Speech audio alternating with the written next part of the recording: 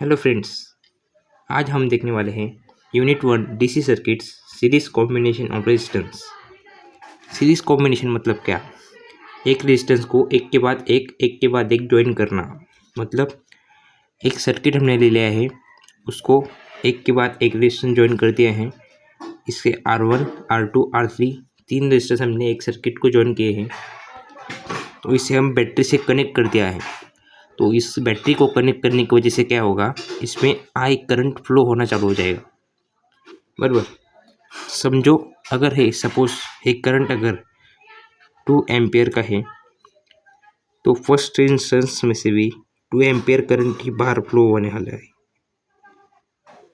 Second instance में से भी 2 एम्पियर का करंट ही फ्लो होने वाला है, और थर्ड पे से भी 2 एम्पियर।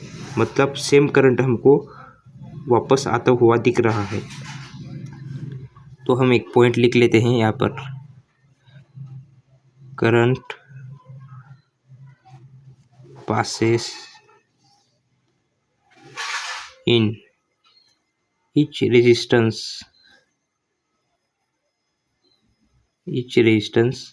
क्या है, इस सेम है। ओके, तो डिफरेंट क्या है इसमें? करंट तो सेम पास हो रहा है R1, R2, R3 में से।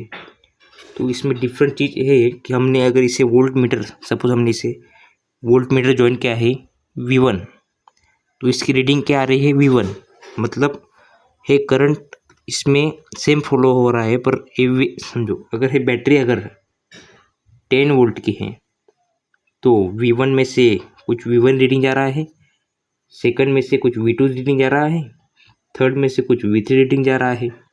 मतलब सभी रेजिस्टेंस को जो वोल्ट मीटर लगा हुआ है, उनकी रीडिंग अलग अलग आ रही है। इसका मतलब है बैटरी जो है यहाँ डिवाइड होते हुए आगे जा रही है। यहाँ पे समझो 5 से डिवाइड हो गई, यहाँ पे समझो 3 से डिवाइड हो गई, यहाँ पे समझो 2 से डिवाइड हो गई। मतलब ये क्या हो रहा है, V equals to V1 plus V2 plus V3। Okay, तो हम यहाँ लिख लेते हैं V equals to V1 plus V2 plus V3। Okay, तो हम अभी यूज़ करने वाले हैं ओम्स लॉ। ये लॉ तो आपने पढ़ा ही होगा, Ohm's law. V is equals to I into R। Okay, ये लॉ जिसको पता नहीं है उसको टेंशन लेने की ज़रूरत नहीं है। अगली वीडियो में हम ये लॉ सीखने वाले हैं। अभी तक सिर्फ इतना याद रखो, V is equals to I into R होता है। तो हम सर्किट को रिड्यूस कर लेते हैं, छोटा सर्किट यहाँ हम बना लेते हैं।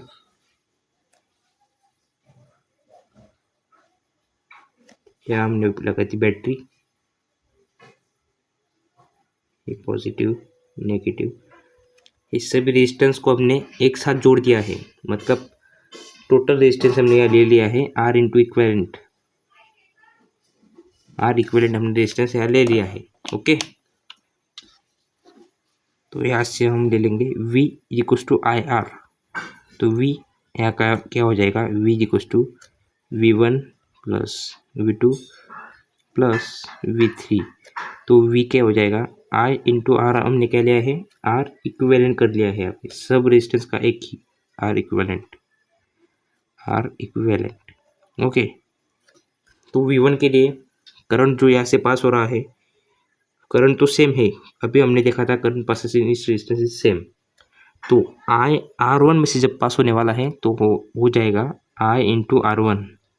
ओके, तो सेकंड में से I जब R2 में से पास होगा तो I R2, तो I इंटू R2 प्लस जब थर्ड रेजिस्टेंस में से पास होगा I इंटू R3।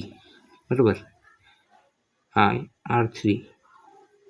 ओके, इतना आपको समझ चुका होगा। तो I इंटू R इक्विवेलेंट, बराबर I हम कॉमन ले लेते हैं, तो R1 plus R2 plus R3। तो I डिवाइड, मतलब कैंसिल हो जाएगा। आर इक्विवेलेंट क्या आ गया हमारे पास, R1 plus R2 plus R3।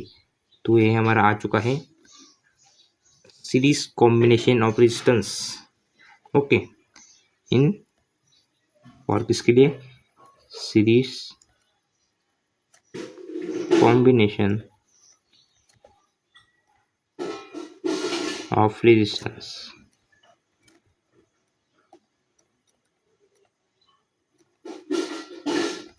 Okay, अगले वीडियो में हम नेक्स्ट टॉपिक देखेंगे। तब तक के लिए लाइक करो, शेयर करो एंड सब्सक्राइब करो।